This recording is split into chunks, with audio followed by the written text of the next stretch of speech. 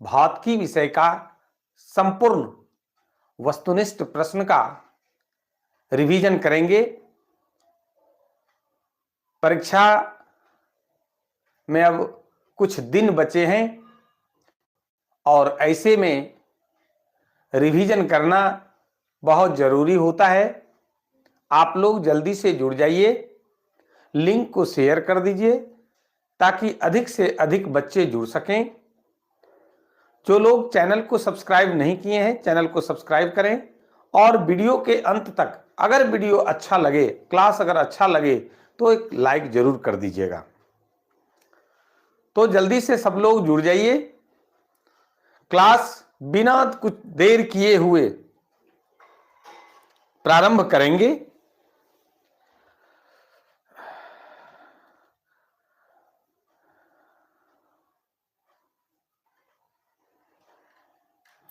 सब लोग जल्दी से जुड़िए।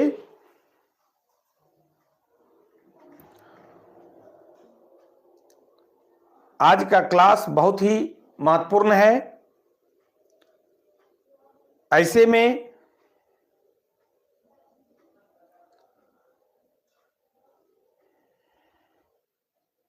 आप सभी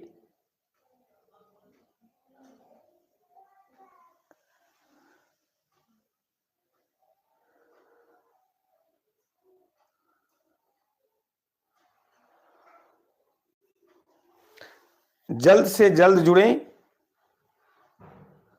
बहुत बहुत धन्यवाद बाबू।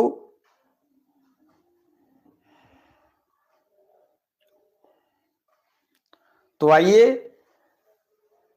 हम लोग क्लास प्रारंभ करते हैं। अगर कोई परेशानी हो तो कमेंट करके हमें जरूर बताएंगे।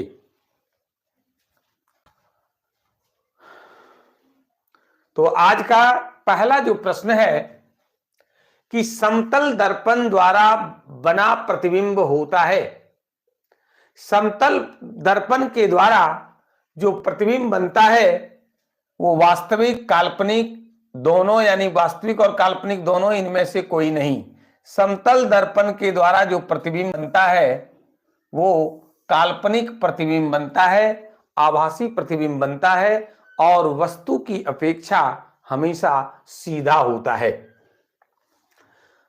परावर्तन का कोण होता है। अगला प्रश्न है कि परावर्तन का कोण क्या होता है, किसको कहते हैं परावर्तन का कोण? तो परावर्तित किरण और दर्पण की सतह पर खींचे गए अभिलंब के बीच बने कोण को क्या कहते हैं? परावर्तन कोण कहते हैं। देखिए ये आंसर होगा कि परावर्तित किरण तथा दर्पण की सतह पर खींचे गए अभिलंब के बीच बने कोण को परावर्तन कोण कहते हैं। प्रकाश के परावर्तन के कितने नियम होते हैं? तो प्रकाश के परावर्तन के दो नियम होते हैं, आपतित किरण तथा परावर्तित किरण। और आपतन बिंदु पर डाला गया अभिलंब तीनों एक ही समतल में होते हैं। आपतन कोण परावर्तन कोण के बराबर होता है। ये दो परावर्तन के नियम हैं। आगे है कि निम्नलिखित में किस दर्पण द्वारा किसी वस्तु का वास्तविक प्रतिबिंब मिल सकता है? देखिए, समतल दर्पण द्वारा आभासी प्रतिबिंब, उत्तल दर्पण द्वारा आभासी प्रतिबिंब, तो अवतल दर्पण के द्वारा आभासी और वास्तविक दोनों। तो यहां पर वास्तविक की चर्चा हो रही है, तो आंसर होगा अवतल दर्पण।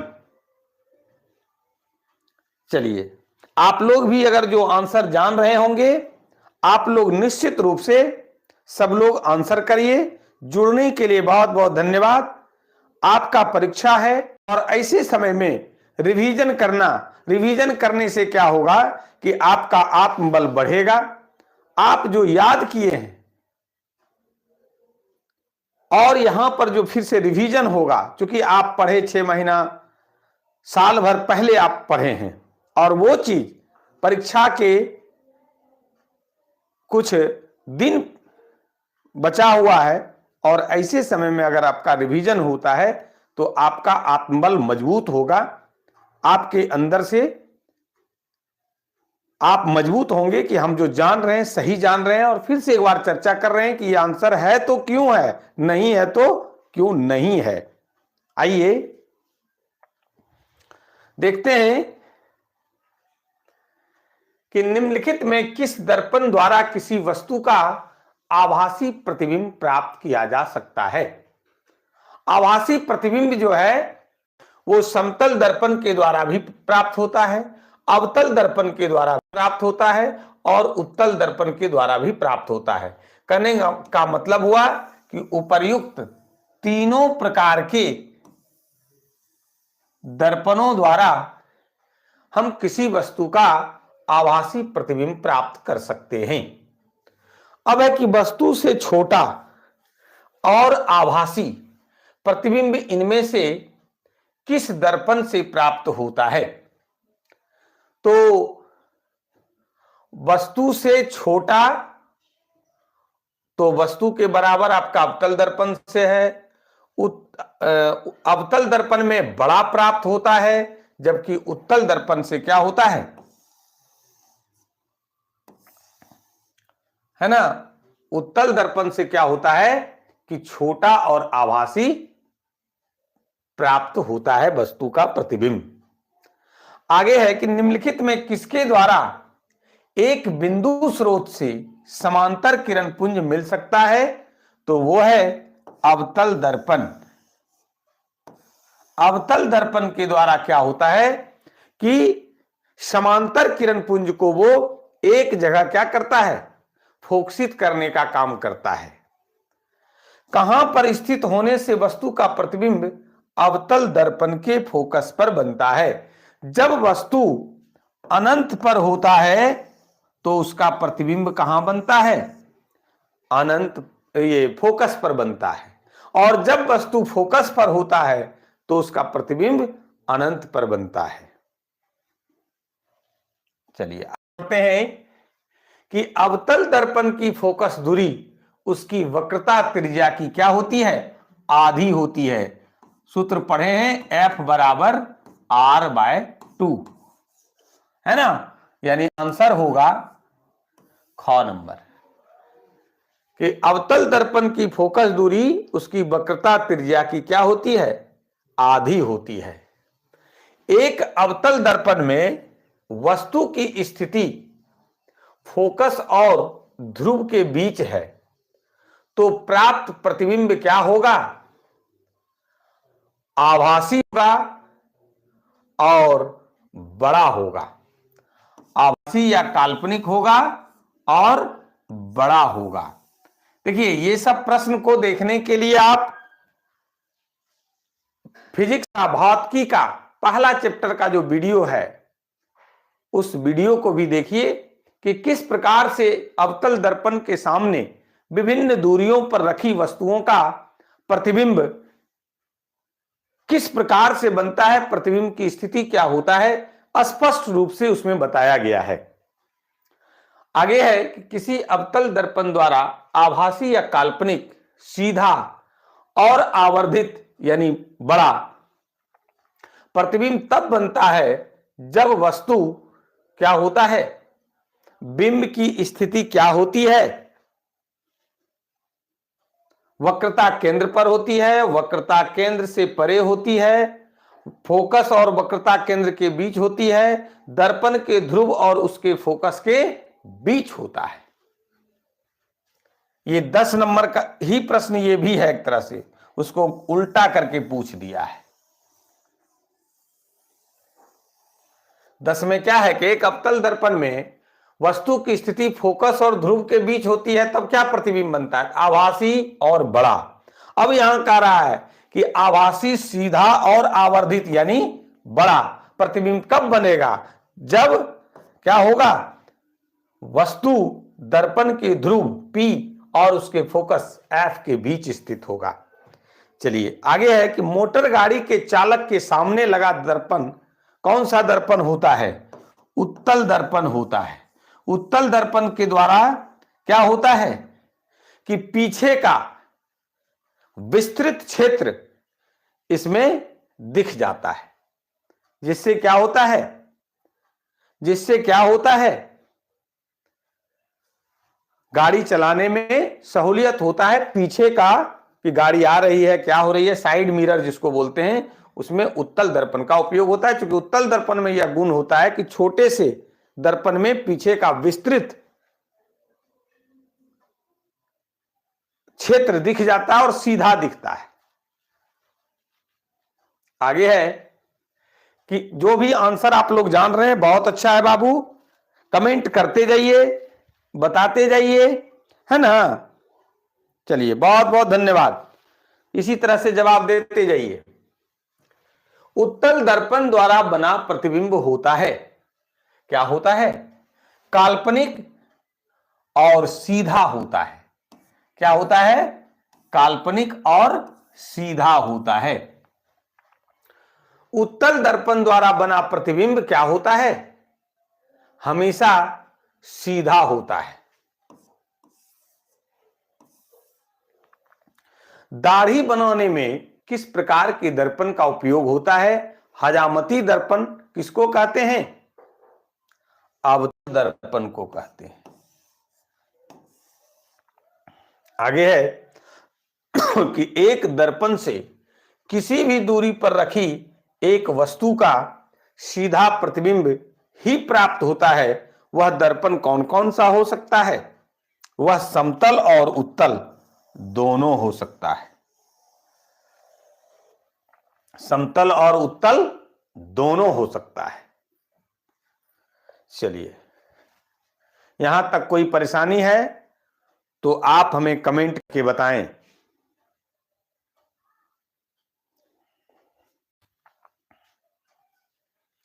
आगे है कि संबंध F बराबर R/2 सत्य है किसके लिए, तो दोनों दर्पण के लिए है, उत्तल तथा अवतल दोनों प्रकार के दर्पणों के लिए F बराबर R/2 यानी गोली दर्पण के लिए होता है, जिसमें कि उत्तल दर्पण भी और अवतल दर्पण दोनों के लिए होता है। अब देखिए चित्र है एक दिया हुआ 1.3, इसमें देखिए 4 चित्र है, क ख ग घ। क्या कह रहा है कि सही किरण आरेख रे डायग्राम को चुने। तो हम लोग क्या क्या जानते हैं इसके विषय में कि गोली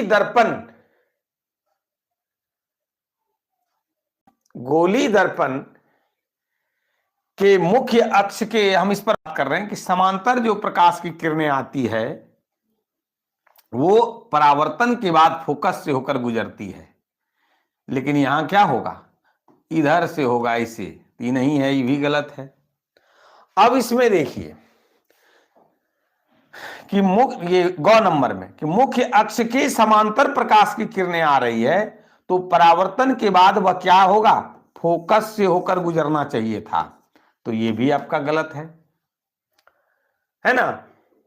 समतल दर्पण पर क्या होता है कि जो भी लंबवत किरणें आपतित होती है वो इसी दिशा पर वापस, उसी पथ पर वापस मुड़ जाती है, जो देखिए ये अलग दिखा रहा है, यानी ये भी गलत है।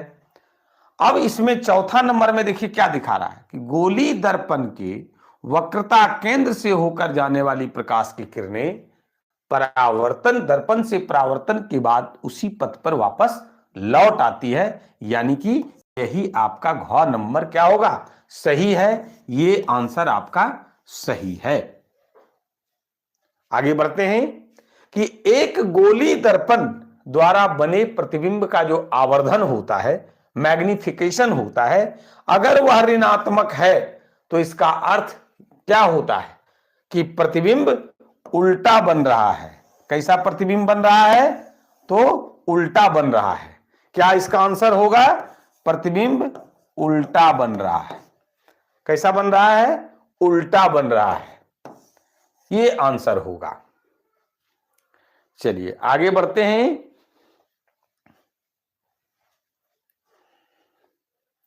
कि जब प्रकाश की एक किरण, एक चैप्टर का जो भी था वस्तुनिष्ठ प्रश्न, उसको हम लोगों ने देखा, अब दूसरा चैप्टर देख रहे हैं।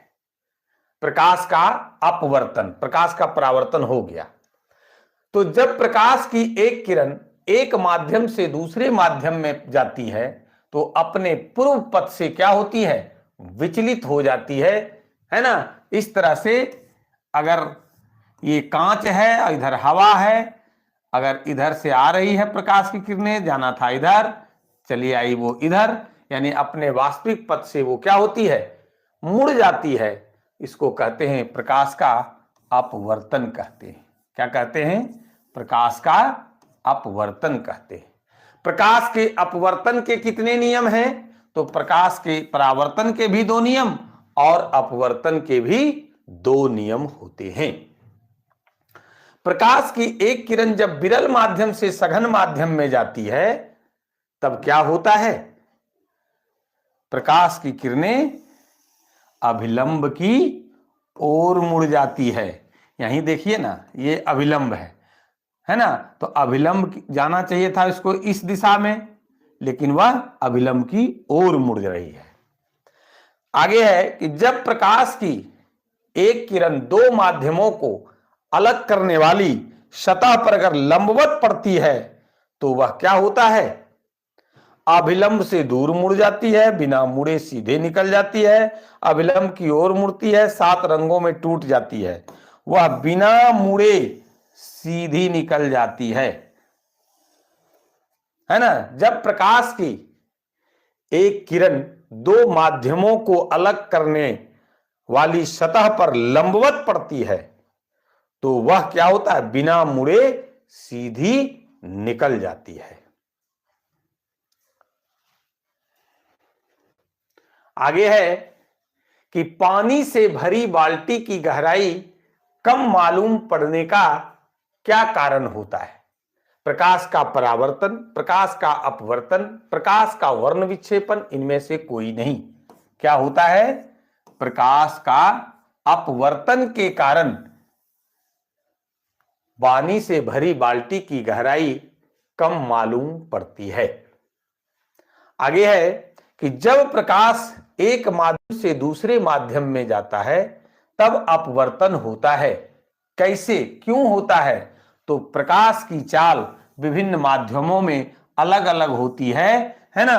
तो प्रकाश की चाल में परिवर्तन होने के कारण प्रकाश का अपवर्तन होता है। क्या होता है, प्रकाश का अपवर्तन होता है।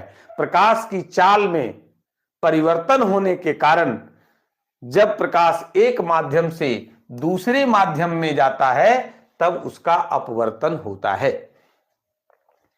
सघन माध्यम से, अगला प्रश्न है कि सघन माध्यम से विरल माध्यम में प्रवेश करने पर आपतन कोण तथा अपवर्तन कोण में क्या संबंध होता है।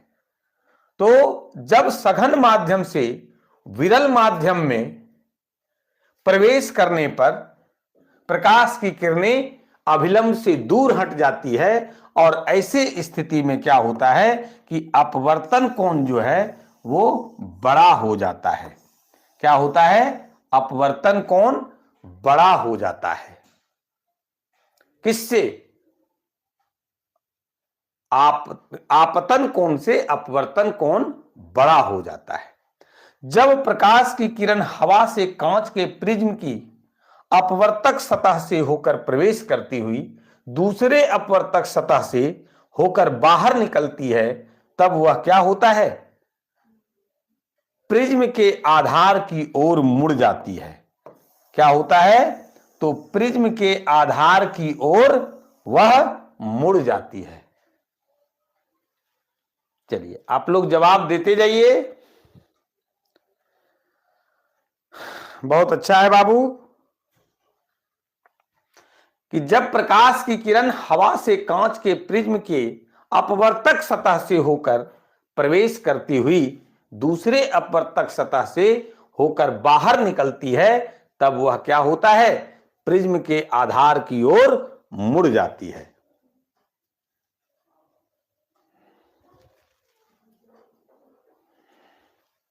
आगे है कि किसी बिंदु स्रोत, किसी बिंदु वस्तु से निकलकर किरणें किसी लेंस से अपवर्तित होकर जिस बिंदु पर मिलती है, जिस बिंदु पर मिलती है उसे क्या कहते हैं? फोकस, प्रकाश केंद्र, वक्रता केंद्र और प्रतिबिंब बिंदु यानी प्रतिबिंब बिंदु कहते हैं।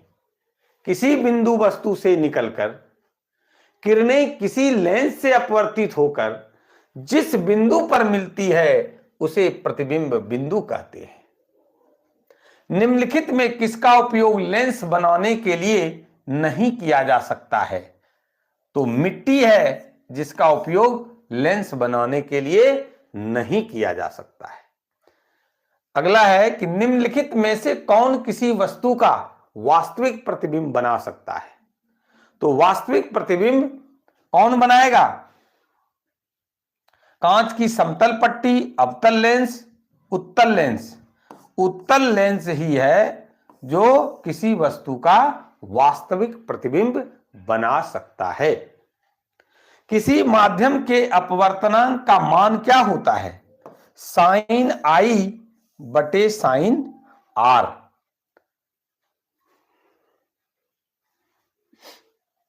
आगे है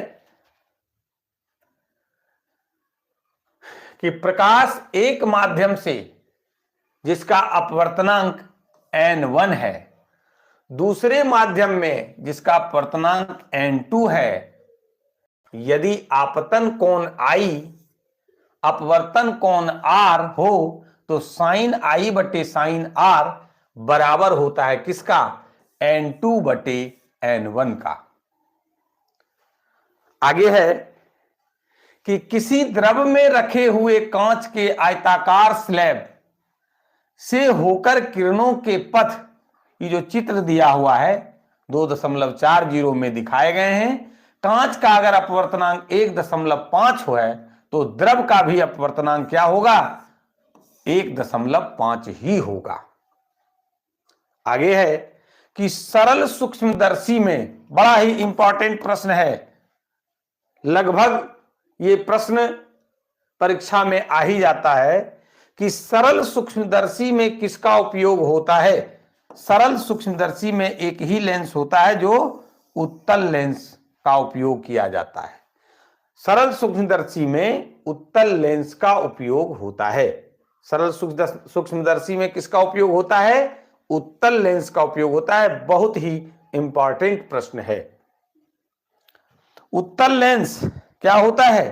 किनारों की अपेक्षा बीच में मोटा होता है। देख लीजिए, इस तरह से होता है ना उत्तल लेंस। तो देखिए किनारों की अपेक्षा बीच में क्या है? ज्यादा मोटा है। इधर कम है, इधर भी कम है। आगे बढ़ते हैं। किसी उत्तल लेंस के सापेक्ष कोई वस्तु किस स्थान पर रखी जाए कि उसका वास्तविक उल्टा तथा बराबर आकार का प्रतिबिंब प्राप्त किया जाता है? कहां पर जब रखते हैं? 2f पर रखते हैं, यानी फोकस दूरी से दोगुनी दूरी पर जब रखते हैं, 2f पर जब रखते हैं तो उसका प्रतिबिंब भी 2f पर ही बनता है, वास्तविक बनता है, उल्टा बनता है और वस्तु के बराबर बनता है। उत्तल लेंस में जब वस्तु फोकस एवं लेंस के बीच रखी जाती है तब कैसा प्रतिबिंब बनता है? तब जो है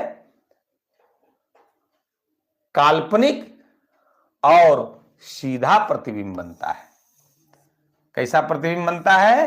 काल्पनिक और सीधा। ये तो हम लोग जान रहे हैं कि जब भी काल्पनिक प्रतिबिंब बनेगा तो वो सीधा होगा। काल्पनिक प्रतिबिंब को पर्दे पर प्राप्त नहीं कर सकते हैं। वास्तविक प्रतिबिंब हमेशा उल्टा होता है। वास्तविक प्रतिबिंब को पर्दे पर प्राप्त किया जा सकता है। आगे है कि एक उत्तल लेंस से 30 सेंटीमीटर की दूरी पर एक वस्तु रखी गई है।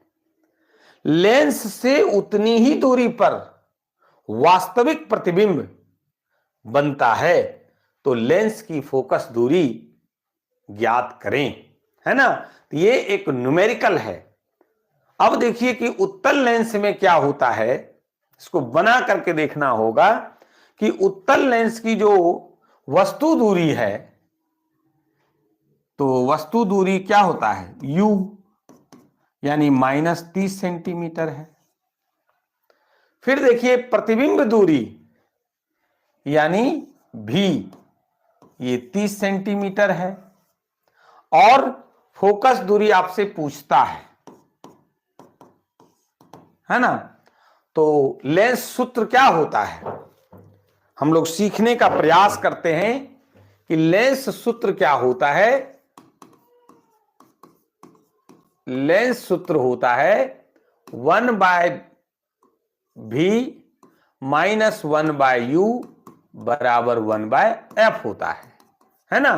तो 1/v, v कितना है 30, माइनस 1/u -30 है बराबर 1/f। अब देखिए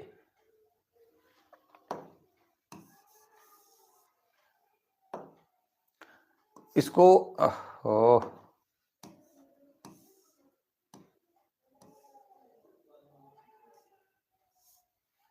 देख लेते हैं क्या होगा। 1/30, 1/30, अब माइनस गुने माइनस प्लस 1/30 बराबर 1/f। अब देखिए 30 का एलसीएम 30, 1 + 1 बराबर 1/f। फिर देखिए कि ये 2/30 बराबर 1/f है।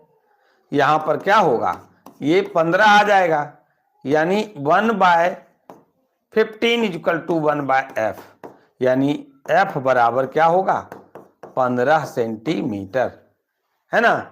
आंसर क्या होगा 15 सेंटीमीटर। इस तरह से आप इसको बना सकते हैं, ये न्यूमेरिकल्स है।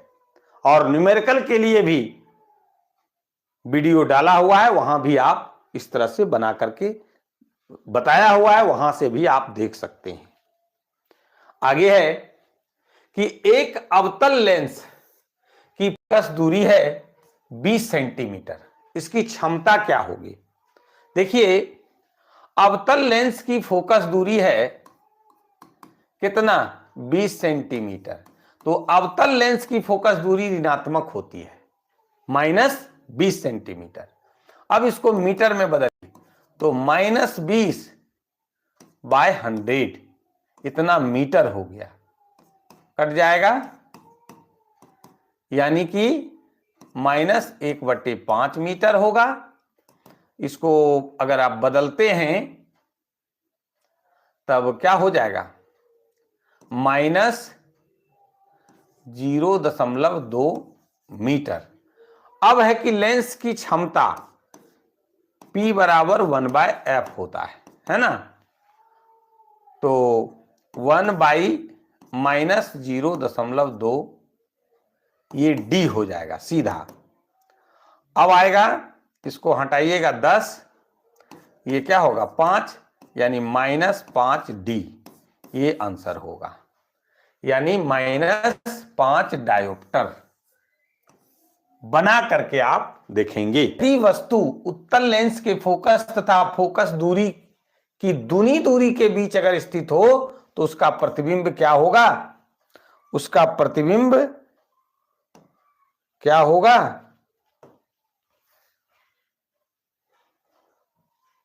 उसका प्रतिबिंब वास्तविक, उल्टा और वस्तु से बड़ा बनेगा। आगे है कि जब एक उत्तल लेंस से 20 सेंटीमीटर की दूरी पर वस्तु को रखा जाता है तो उस वस्तु का एक काल्पनिक प्रतिबिंब बनता है।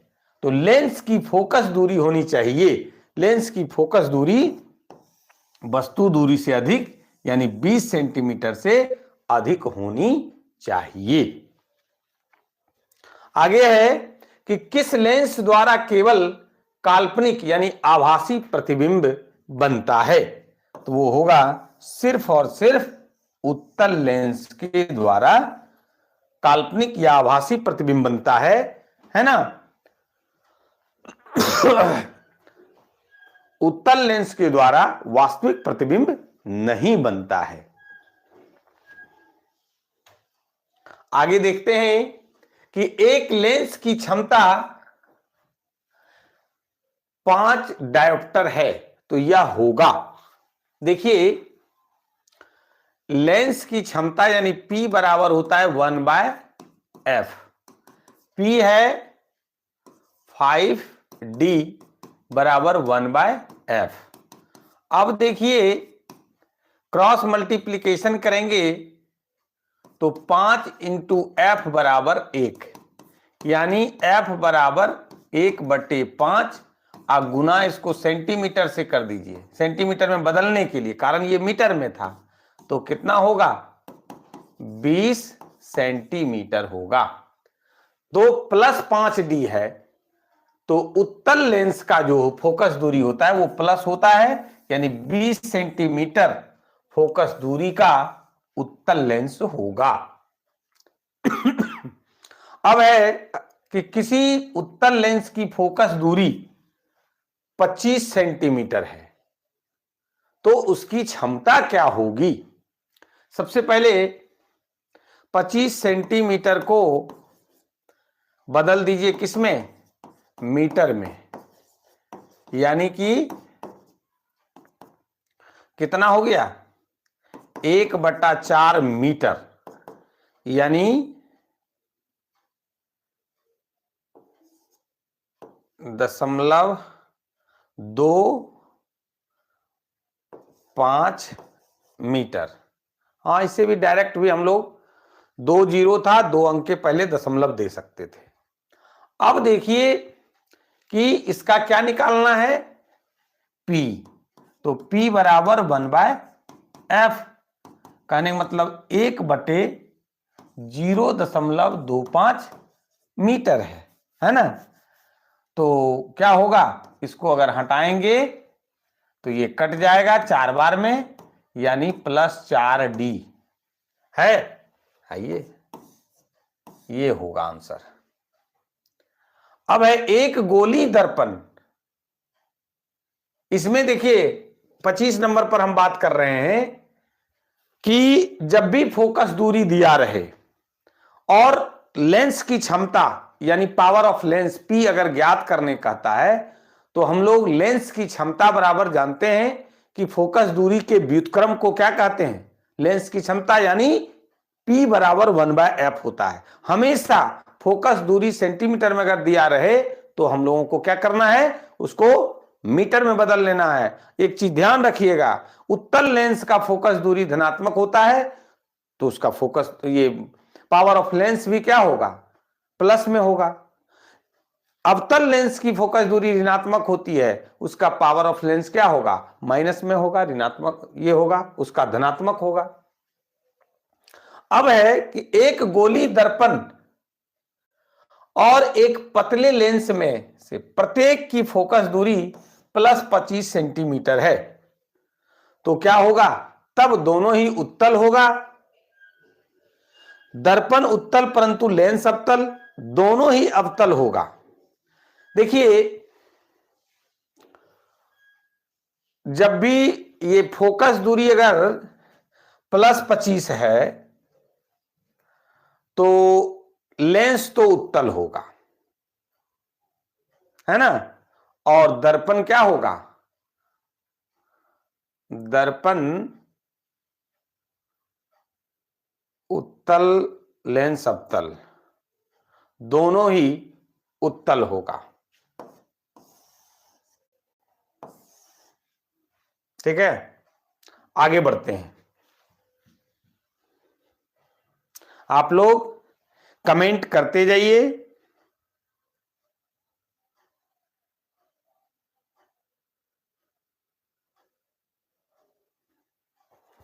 आगे देखते हैं कि किसी शब्दकोश के छोटे छोटे अक्षरों को पढ़ने के लिए इनमें से कौन उपयुक्त है। 5 सेंटीमीटर फोकस दूरी का उत्तल लेंस, एक गोली दर्पण तथा एक पतले लेंस, दोनों की ही फोकस दूरियां क्या है, -15 सेंटीमीटर है। तो दोनों ही संभवतः क्या होगा, अवतल होगा। क्या होगा, अवतल होगा। प्लस वाला रहे तो उत्तल, माइनस वाला रहे तो अवतल होगा। आगे बढ़ते हैं कि मानव नेत्र में, यह तीसरा चैप्टर है कि मानव नेत्र में किस प्रकार का लेंस पाया जाता है। मानव नेत्र में उत्तल लेंस पाया जाता है। किसी वस्तु का प्रतिबिंब नेत्र के किस भाग पर बनता है, रेटिना या दृष्टि पटल पर बनता है। नेत्र के रेटिना पर किसी वस्तु का कैसा प्रतिबिंब बनता है, वास्तविक, उल्टा और छोटा बनता है। कैसा बनता है, वास्तविक, उल्टा और छोटा बनता है।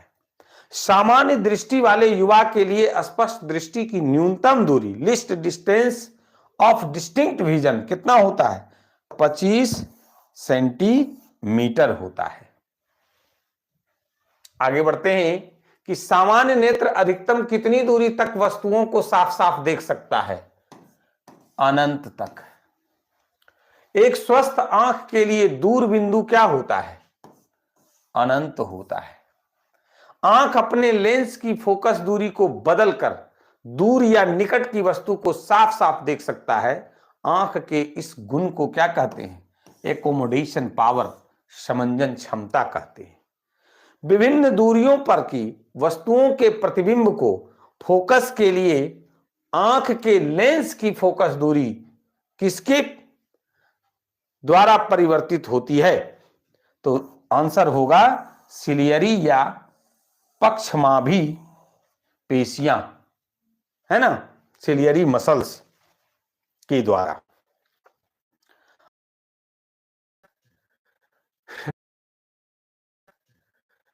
नेत्र लेंस की फोकस दूरी कम हो जाने से कौन सा, निकट दृष्टि दोष। किस दृष्टि दोष के पीछे बनता है, दूर दृष्टि दोष में।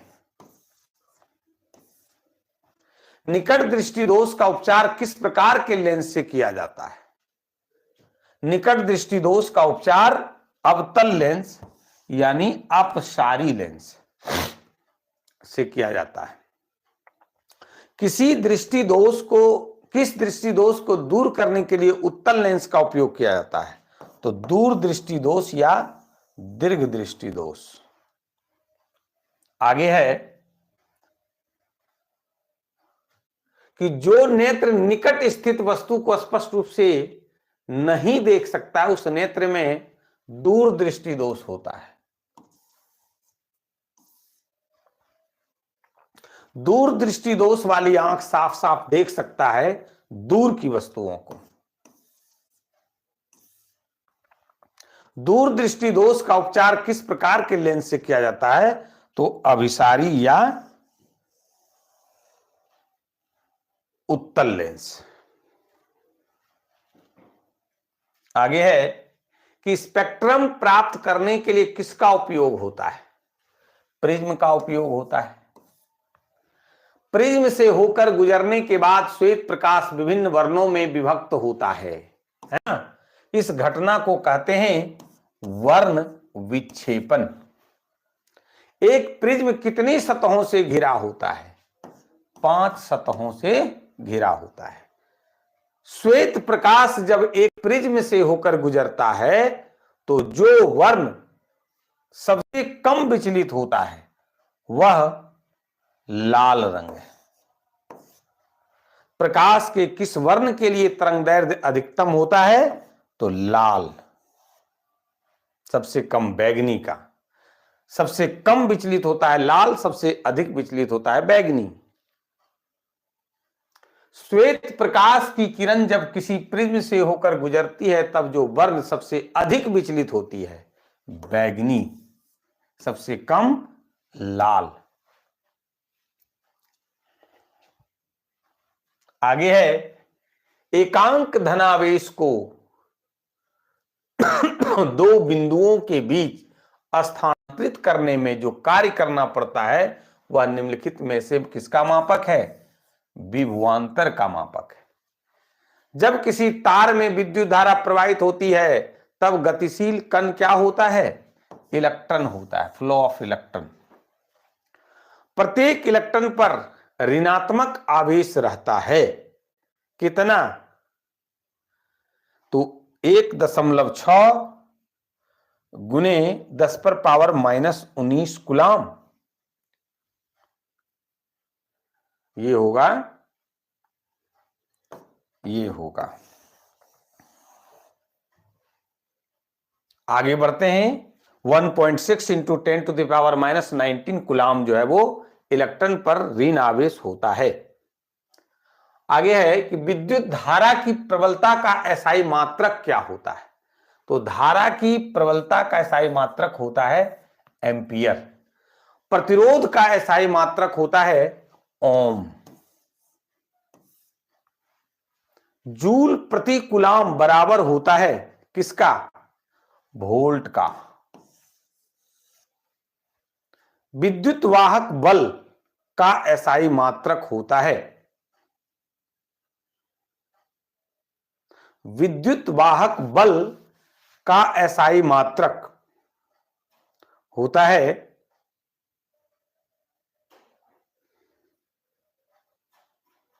ओम, वोल्ट, कूलम, एम्पियर।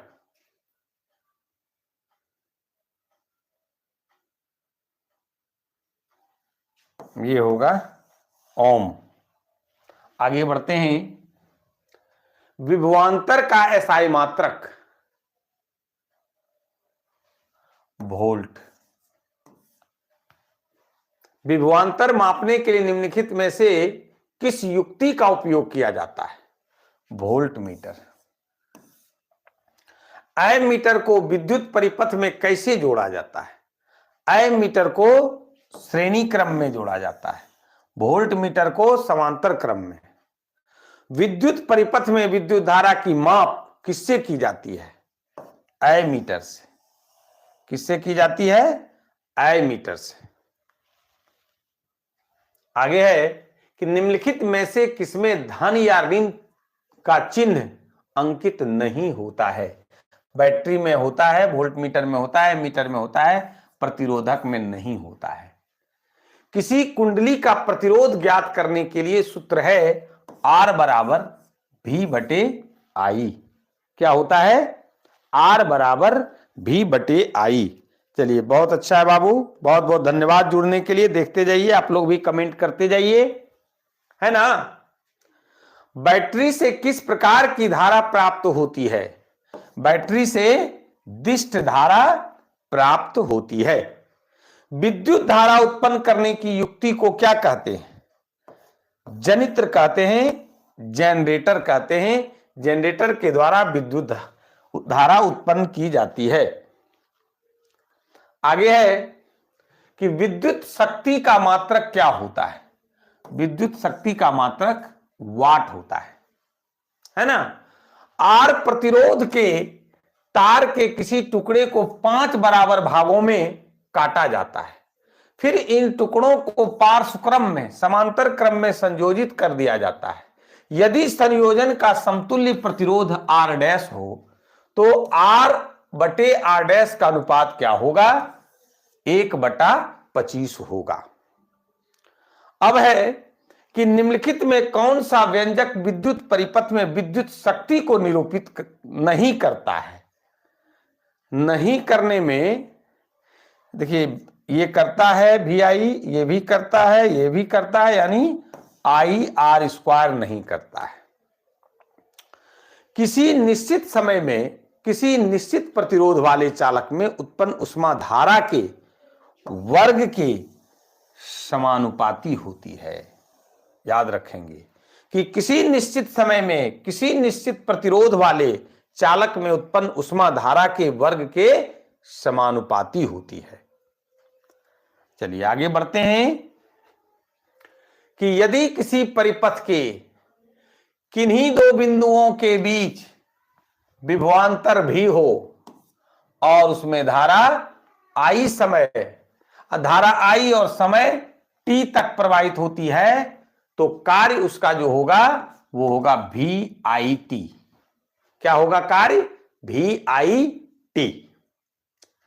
अगला है कि किसी परिपथ का वह गुण जो विद्युत ऊर्जा को उष्मा में बदल देता है कहा जाता है प्रतिरोध। क्या कहलाता है? प्रतिरोध। विद्युत परिपथ की शक्ति होती है, विद्युत परिपथ की शक्ति होती है P बराबर V/R। ठीक है, आगे बढ़ते हैं कि किलोवाट घंटा मात्रक है किसका?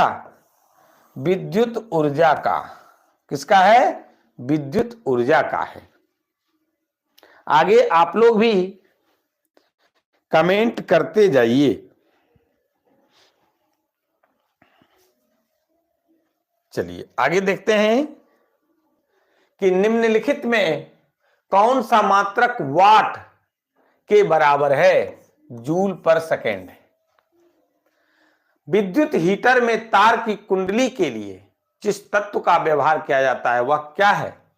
नाइक्रोम है। नाइक्रोम की तार की कुंडली होती है हीटर में। विद्युत बल्ब का तंतु बना होता है किसका?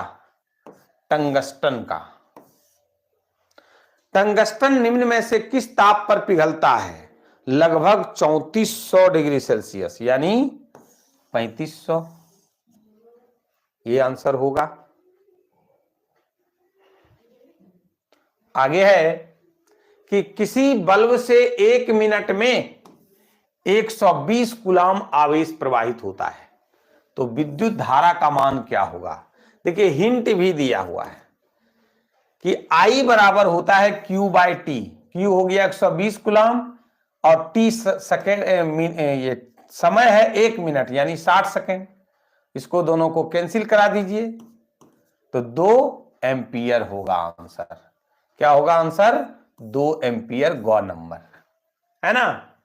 अब है कि किसी बल्ब से 220 वोल्ट पर 2 एम्पियर की धारा प्रवाहित होती है तो बल्ब के फिलामेंट का प्रतिरोध क्या होगा? तो R बराबर क्या होता है? V/I। देखिए V कितना है? 220 वोल्ट। I कितना है? 2 एम्पियर। ये कट जाएगा, क्या बचेगा? 110 ओम। V पर A बराबर ओम होता है यानी 110 ओम। आगे है कि 2 चालक तार जिनके संगठक पदार्थ लंबाई और व्यास में समान है। किसी विद्युत परिपथ में समान विभवांतर के आड़े पहले श्रेणी क्रम में और फिर समांतर क्रम या पार्श्व क्रम में संयोजित किए जाते हैं तो श्रेणी क्रम और पार्श्व क्रम संयोजन में उत्पन्न ऊष्माओं का अनुपात क्या होगा? तो 1:4 होता है, याद रखेंगे। आगे है कि 220 V पर किसी विद्युत बल्ब से अगर 5/11 A की धारा प्रवाहित होती है तो बल्ब की शक्ति क्या होगा? देखिए P बराबर होता है VI। अब देखिए V कितना है? 220 V है गुने I है 5/11 A। अब ये कैंसिल हो जाएगा 100, ये कितना होगा? 20 यानी 100 V/A यानी 100 वाट। आंसर होगा गौ नंबर 100 वाट होगा। इस तरह से बना करके जो भी न्यूमेरिकल्स है उसको बना करके सूत्र जो है लगा करके उसको तब बनाएंगे। आगे है कि किसी सीधे चालक में धारा की दिशा और उससे संबद्ध चुंबकीय क्षेत्र की दिशा किस नियम से ज्ञात होता है? तो मैक्सवेल का दक्षिण हस्त नियम। किससे होता है? तो मैक्सवेल का दक्षिण हस्त नियम से होता है। आगे है कि किसी विद्युत धारावाही सीधी लंबी परिनालिका के भीतर चुंबकीय क्षेत्र क्या होता है, इसके सिरे की ओर जाने पर क्या होता है, घटता है। आगे है कि निम्नलिखित में से कौन किसी लंबे विद्युत धारावाही तार के निकट चुंबकीय क्षेत्र का सही वर्णन करता है ना।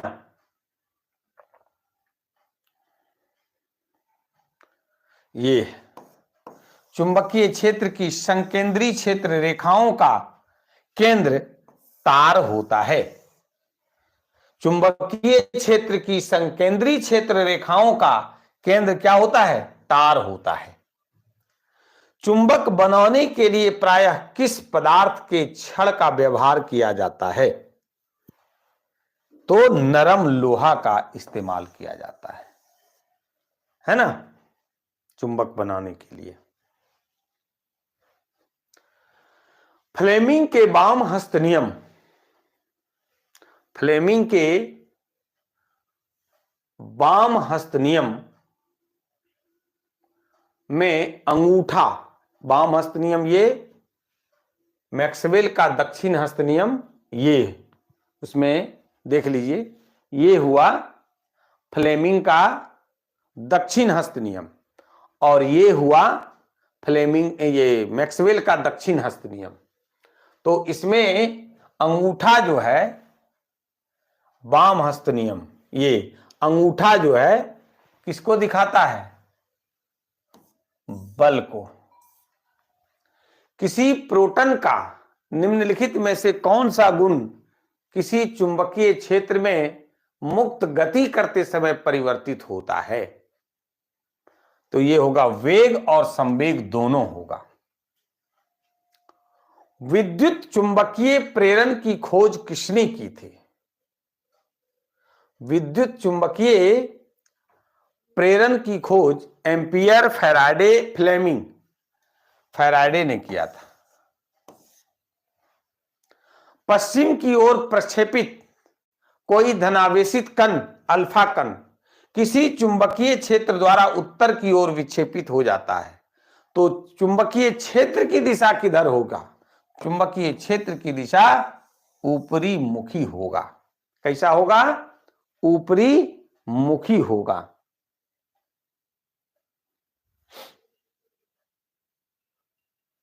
आइए आगे बढ़ते हैं कि विद्युत चुंबकीय प्रेरण की परिघटना, है ना, कि विद्युत चुंबकीय प्रेरण की परिघटना कैसे होता है। किसी विद्युत के आवेशित करने की प्रक्रिया है, किसी कुंडली में विद्युत धारा प्रवाहित होने के कारण चुंबकीय प्रेरण उत्पन्न करने की प्रक्रिया है, कुंडली तथा चुंबक के बीच आपेक्षिक गति के कारण कुंडली में प्रेरित विद्युत धारा उत्पन्न करना है, किसी विद्युत मोटर की कुंडली को घूर्णन कराने की प्रक्रिया है। तो कुंडली तथा चुंबक के बीच आपेक्षिक गति के कारण कुंडली में प्रेरित विद्युत धारा जो है वो उत्पन्न करने की प्रक्रिया है, ये होगा। आगे है कि विद्युत धारा उत्पन्न करने की युक्ति को क्या कहते हैं, विद्युत धारा उत्पन्न करने की युक्ति को जनित्र कहते हैं, जेनरेटर कहते हैं। विद्युत धारा उत्पन्न करने की युक्ति को क्या कहा जाता है बाबू, तो जनित्र कहा जाता है। आगे है कि वास्तव में विद्युत जनित्र क्या करता है, ऊर्जा के परिवर्तक की तरह कार्य करता है। विद्युत जनित्र में क्या होता है कि यांत्रिक ऊर्जा को विद्युत ऊर्जा में परिवर्तित किया जाता है, इसलिए ऊर्जा के परिवर्तक की तरह कार्य करता है। विद्युत जनित्र का जो सिद्धांत आधारित है किस पर है, विद्युत चुंबकीय प्रेरण पर। किस पर है, विद्युत चुंबकीय प्रेरण पर। अब आइए किसी एसी जनित्र तथा डीसी जनित्र में एक मूलभूत अंतर है। क्या है? एसी जनित्र में सर्पी वलय होते हैं, सर्पिल आकार का, जबकि डीसी जनित्र पर दिक् परिवर्तित होता है। ये घ नंबर इसका आंसर होगा, है ना, कि एसी जनित्र में सर्पी वलय होते हैं, जबकि डीसी जनित्र में क्या होता है बाबू? दिक् परिवर्तक होता है। आगे है कि हमारे मकानों में जो विद्युत आपूर्ति की जाती है वह क्या होता है? तो 220 वोल्ट की प्रत्यावर्ती धारा होता है। हमारे मकानों में जो विद्युत आपूर्ति की जाती है वह कितना होती है? 220 वोल्ट पर की प्रत्यावर्ती धारा होती है। तांबे के तार एक आयताकार कुंडली किसी चुंबकीय क्षेत्र में घूर्णी गति कर रही है। इस कुंडली में प्रेरित विद्युत धारा की दिशा में कितने परिभ्रमण के पश्चात परिवर्तन होता है? तो मात्र आधे घूर्णन के बाद ही परिवर्तन होता है। कितना होता है? तो आधे घूर्णन के बाद परिवर्तन होता है। लघु पथन के समय परिपथ में विद्युत धारा का मान क्या होता है? तो विद्युत धारा का मान बहुत अधिक होता है, शॉर्ट सर्किटिंग।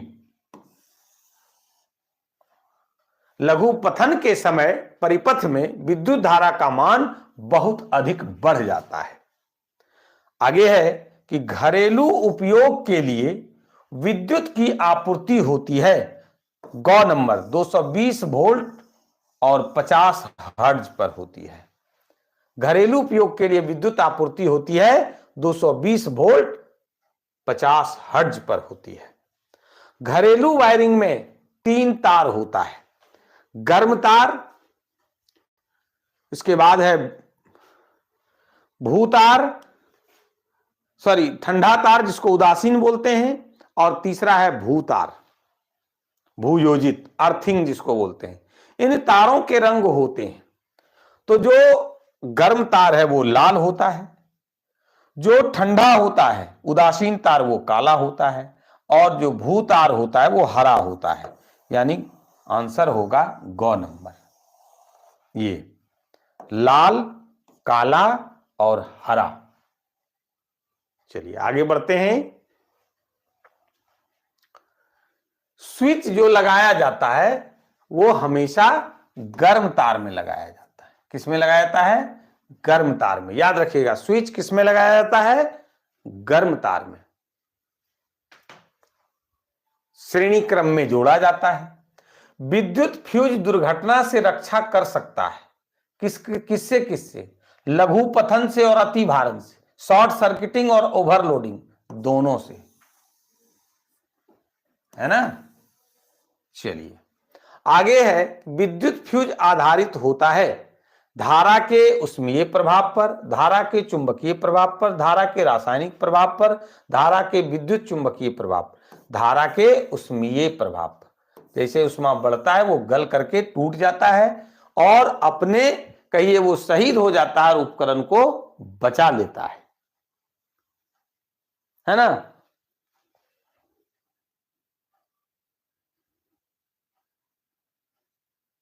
चलिए आगे बढ़ते हैं।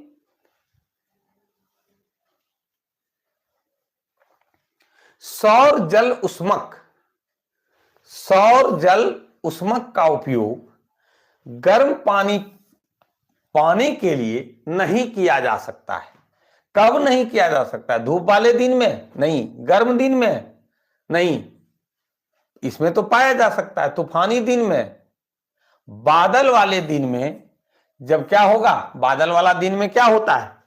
धूप नहीं रहता है, और जब धूप नहीं रहेगा तो सौर जल उष्मक का उपयोग नहीं कर पाइएगा, गर्म पानी नहीं प्राप्त कर पाइएगा। आगे है कि जैव द्रव्यमान ऊर्जा स्रोत का उदाहरण है, निम्नलिखित में से कौन नहीं है ना।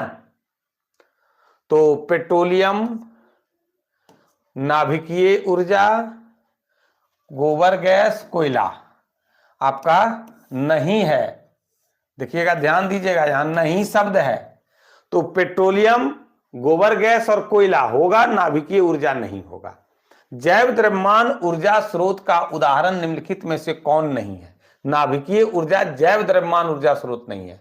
कोयला है, गोबर गैस है, पेट्रोलियम है।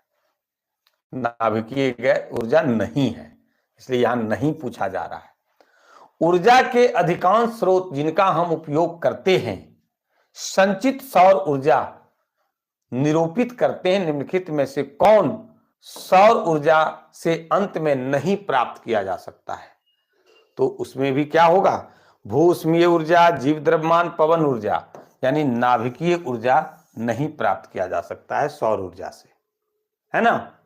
आगे है, निम्नलिखित में कौन बायोगैस ईंधन का स्रोत है? तो नहीं है। देखिए यहां भी क्वेश्चन है, नहीं है आपका कोयला है, लकड़ी है, गोबर गैस है, नाभिकीय ऊर्जा नहीं है। निम्नलिखित में कौन बायोगैस ईंधन का स्रोत नहीं है? तो नाभिकीय ऊर्जा नहीं है, बाकी ये सब है। आगे बढ़ते हैं।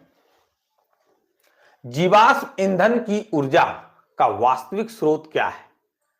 तो जीवाश्म ईंधन का वास्तविक स्रोत सूर्य भी नहीं है, नाभिकीय संलयन भी नहीं है, चंद्रमा भी नहीं है, यानी आंसर होगा इनमें से कोई नहीं।